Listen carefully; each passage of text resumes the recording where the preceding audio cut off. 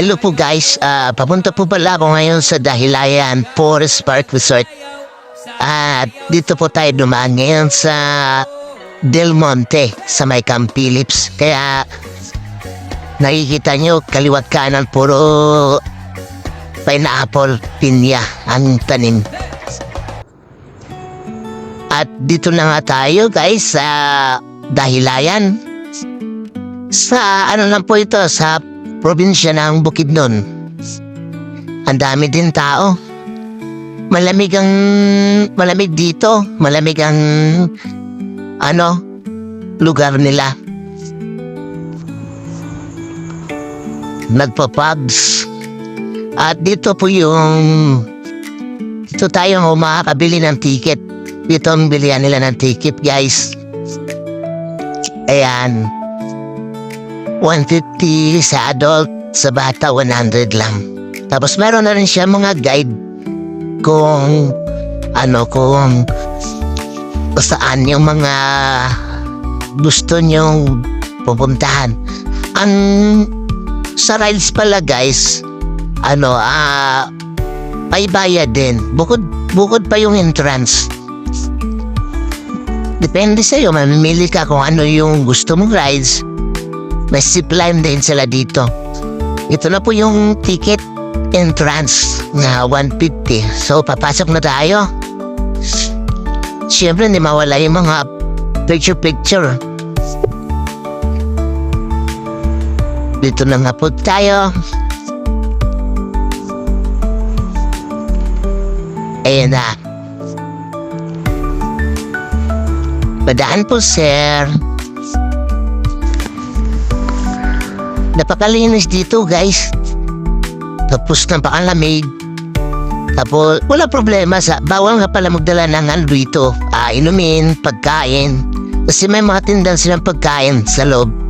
Masasarap din kaya dito na rin kami nagla-lunch.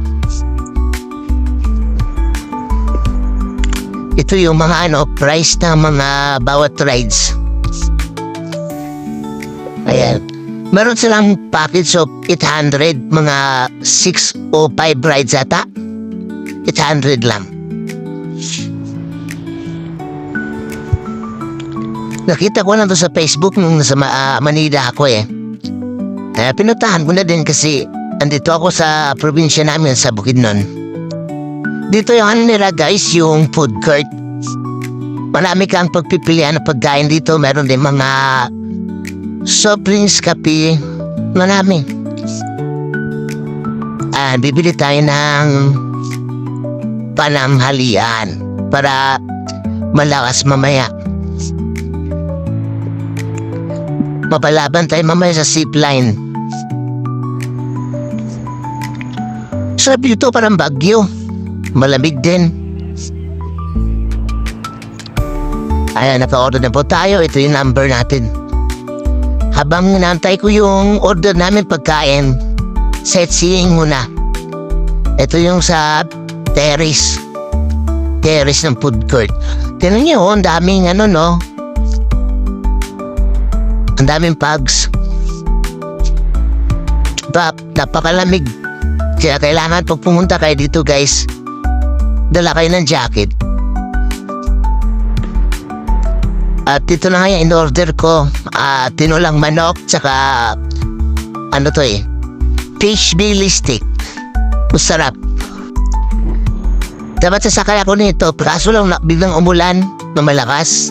Kaya di na ako natuloy.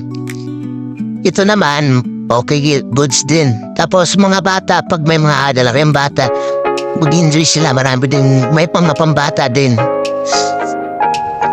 At busog na kasi, kaya ito, lakad-lakad muna. Dati na lang mga puyo. Pasensya na guys paos pa rin ang boses ko eh. Napalaban sa pesta kahapon. Kaya yun. Ang natandaan dito guys, pag pumunta pa sa zipline tapos sa mga rides sa baba, hatid sundo po ng van. Kung papunta kayo doon, may van na maghatid sa inyo pababa at pataas. Kaya hindi ka gano'ng makapagod. Di ba? Ang una naming trinay yung may andito yung hanging bridge. Ang taas din. Nakangatog din ang ng tuhod eh. Pag wala almusal, sarap dito. Kasi yan. Kaso dapat pag lang dyan mga huwag lumampas ng 50 kilos. Kasi pag lumampas ka na 50 kilos, di ka pwede. Ito na yung hanging bridge, guys. Patawid doon sa kabilang mga, sa kabila. Diba, mababa din yan. Tapos ang taas. Siya dito. Yung mga hindi pa nakamunta, try nyo. Okay din. O, diba?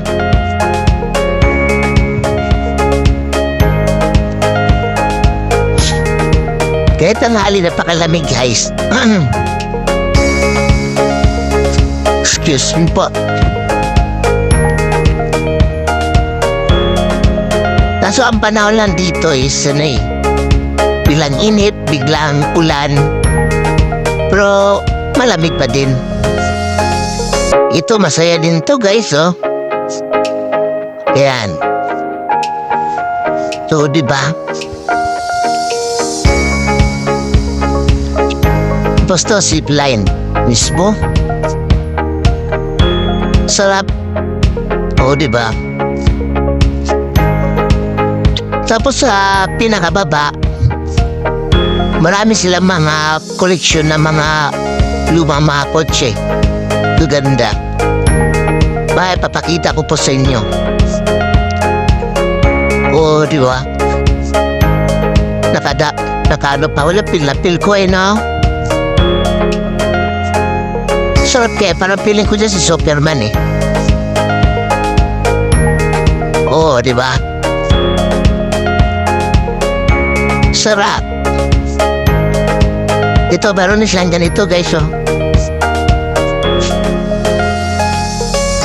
Ito yung sinasabi ko sa inyo sa pinakababa. Mga lumang kotse. Ayan, gaganda. Ito yung mga napapanood ko nun sa mga palabas Sulit. Diba? Kaya yun. Pauwi na kami, guys. Pero wala pang tigil yung lamig tsaka yung nakadalawang kape na ako. Kaya pag may time kayo, pasyalan nyo rin dito sa Dahilayan Forest Park Resort sa Bukidnon. Maraming salamat po. And pa-like and subscribe naman po sa Palambing naman. Thank you. Bye.